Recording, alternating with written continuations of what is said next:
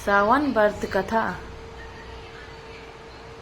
किसी नगर में एक साहूकार रहता था, जिसके घर में धन की कमी नहीं थी, लेकिन उसे संतान सुख प्राप्त नहीं हुआ था, जिस कारण वह बहुत परेशान रहता था। पुत्र प्राप्ति की इच्छा से वह हर सोमवार व्रत भी रखता था और पूरी श्रद्धा के साथ शिव मंदिर जाकर भगवान शिव और पार्वती जी की आराधना करता था। उसकी भक्ति भाव से माँ पार्वती प्रसन्न हो गई और भगवान शिव से उस साहूकार की मनोरथ पूर्ण करने का आग्रह करने लगी। पार्वती जी की इच्छा सुनकर भगवान शिव ने कहा कि हे पार्वती, इस संसार में हर प्राणी को उसके कर्मों का फल मिलता है और जिसके भाग्य में जो है उसे भोगना पड़ता है।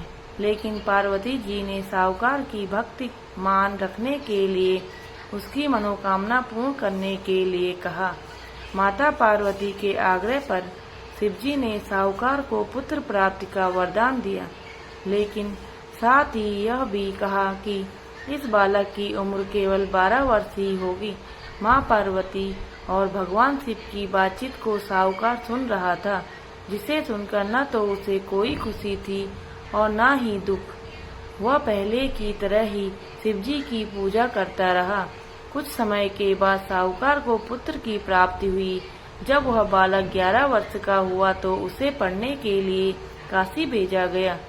साहूकार ने पुत्र के मामा को बुलाया और उसे बहुत सारा धन दिया और कहा कि तुम इस बालक को काशी विद्या प्राप्त करने के लिए ले जाओ और मार्ग में यज्ञ कराते जाना। जहाँ भी यज्ञ कराओ वहाँ ब्राह्मणों को भोजन कराकर दक्षिणा देते हुए जाना।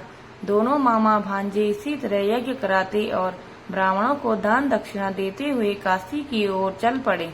रास्ते में एक नगर पड़ा, जहाँ नगर के राजा की कन्या का विवाह था, लेकिन जिस राजकुमार से उसका विवाह होना था वह एक आंख से काना था, जिसकी जानकारी लड़की और उसके घरवालों को नहीं थी। राजकुमार के पिता ने अपने पुत्र के काना होने की बात को छुपाने के लिए एक चाल सोची। साहूकार के पुत्र को देखकर उसने सोचा कि क्यों न इस लड़के को ही दूल्हा बनाकर राजकुमारी से विवाह करा दिया जाए। विवाह के बाद इसको धन देकर विदा कर दूंगा और राजकुमारी को अपने नगर ले जाऊंगा। उसने लड़के को दूल्हे के वस्त्र पहनाकर राजकुमारी से उसका विवाह करा दिया। लेकिन साहूकार का पुत्र ईमानदार था। उसने मौका पाकर राजकुमारी की चुन्नी पर लिख दिया कि तुम्हारा विवाह तो मेरे साथ हुआ है, लेकिन जिस राजकुमार के साथ तुम्हें भेजा जाएगा वह एक आंख से काना है। मैं तो काशी पढ़ने जा रहा हूँ। राजकुमारी ने चुन्नी पर लिखी बात अपने माता पिता को बताई। राजा ने अपनी पुत्री को विदा नहीं किया। दूसरी ओर साहूकार का लड़का और उसका मामा काशी पहुँचे और वहां जाकर उन्होंने यज्ञ किया। जिस दिन लड़के की आयु 12 वर्ष की हुई, उसी दिन यज्ञ रखा गया। लड़के ने अपने मामा से कहा कि मेरी तबीयत कुछ ठीक नहीं है। मामा ने कहा कि तुम अंदर जाकर सो जाओ। शिवजी के वरदान अनुसार कुछ ही देर में उस बालक के प्राण निकल गए। मृत भांजे को देख उसके मामा ने विलाप शुरू किया। संयोगवश उसी समय शिवजी और माता पार्वती उधर से जा रहे थे। पार्वती ने भगवान से कहा, स्वामी, मुझे इसके रोने के स्वर सहन नहीं हो रहा। आप इस व्यक्ति के कष्ट को अवश्य दूर करें। जब शिवजी मृत बालक के समीप गए तो वह बोले कि यह उसी साहूकार का पुत्र है, जिसे मैंने 12 वर्ष की आयु का वरदान दिया। अब उसकी आयु पूरी हो चुकी है। लेकिन मातृ भाव से विभोर माता पार्वती ने कहा कि हे महादेव, आप इस बालक को और आयु देने की कृपा करें, अन्यथा इसके वियोग में इसके माता पिता भी तड़प तड़प कर मर जाएंगे। माता पार्वती के आग्रह पर भगवान शिव ने उस लड़के को जीवित होने का वरदान दिया। शिवजी की कृपा से वह लड़का जीवित हो गया। शिक्षा समाप्त करके लड़का मामा के साथ अपने नगर की ओर चल दिया। दोनों चलते हुए उसी नगर में पहुँचे जहाँ उसका विवाह हुआ था। उस नगर में भी उन्होंने यज्ञ का आयोजन किया। उस लड़के के ससुर ने उसे पहचान लिया और महल में ले जाकर उसकी खातिरदारी की।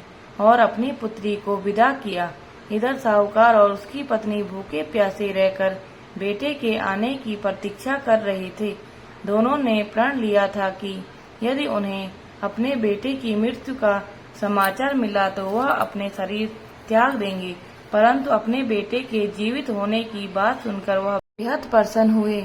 उसी रात भगवान शिव ने व्यापारी के सपने में आकर कहा, मैं तेरे सोमवार के व्रत करने और व्रत कथा सुनने से प्रसन्न होकर तेरे पुत्र को लंबी आयु प्रदान कर रहा हूँ। इसी प्रकार जो कोई सोमवार व्रत करता है या कथा सुनता है उसके सभी दुख दूर होते हैं। दोस्तों, यदि आपको यह सोमवार व्रत कथा अच्छी लगी हो तो प्लीज़ लाइक, कमेंट, शेयर और सब्सक्राइब जरूर करें। धन्यवाद।